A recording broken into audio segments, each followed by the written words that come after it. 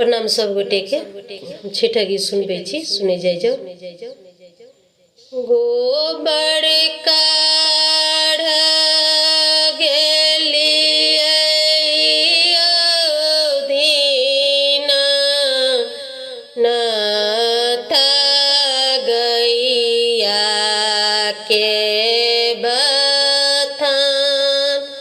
गोबर काढ़ गेलियै दीना नाथ गैया के बथान। गैया चरबा दीना नाथ ले लुलुआय।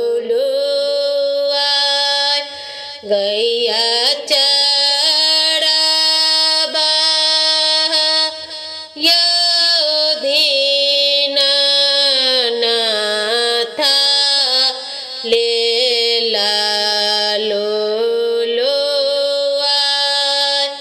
दूरे रहू दूरे गे बजिन मोरा गैया हे माझ। दूरे रहू दूरे गे बजिन मोरा गैया हे तैबान। सुपलाब गेलियै दीना नाथ डोमरा आंगन। डोमरा के बेटबा दीना नाथ ले लुलुआय। डोमरा के बेटबा दीना नाथ ले लुलुआय।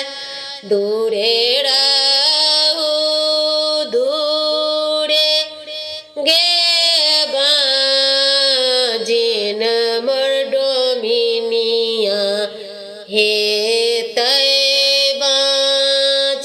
दूरे रहू दूरे गे बाजिन मोर डोमिनिया हे तैबाज। कुरबालाब गेलियै दीना नाथ कुम्हरा आंगन।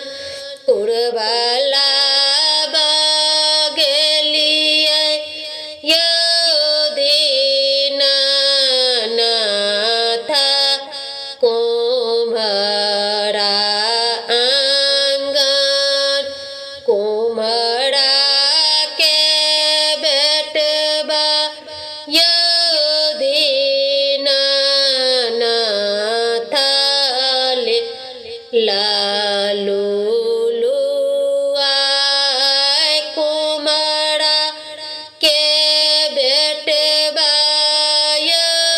दीना नाथ ले लुलुआय। दूरे रहू दूरे गे बाजिन मोर कुमिनिया हे तैबाज। दूरे रहू दूरे गे बाजिन मोर कुमिनिया हे तैबाज। ननदी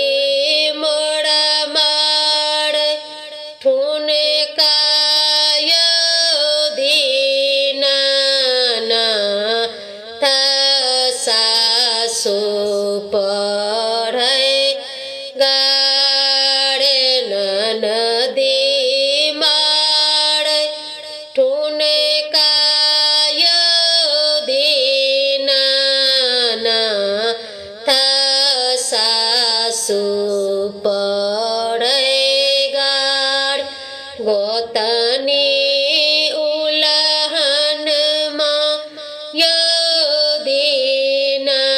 यदीनानाथ सालोने जाय गोतनी उलहनमा यदीनानाथ सालोने जाय ननदो के ठुनका गे माझिन दिन दुई चार सासू के गाड़ी गे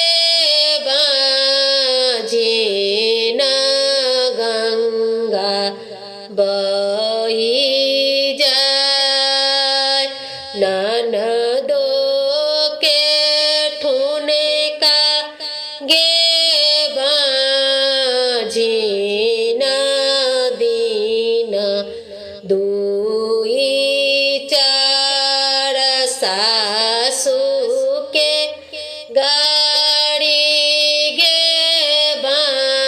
माझिन गंगा बही जाय गोतनो के उलहनमा गे माझिन देबो हम छोड़ाय देव के तादे दीनानाथ छीनी जूनी ले देव के तादेव यदीनानाथ छीनी जूनी ले माझिन पाद छूटतै यदीनानाथ मारौची पड़तै नाम माझिन पाद छूटतै यदीनानाथ मारौची पड़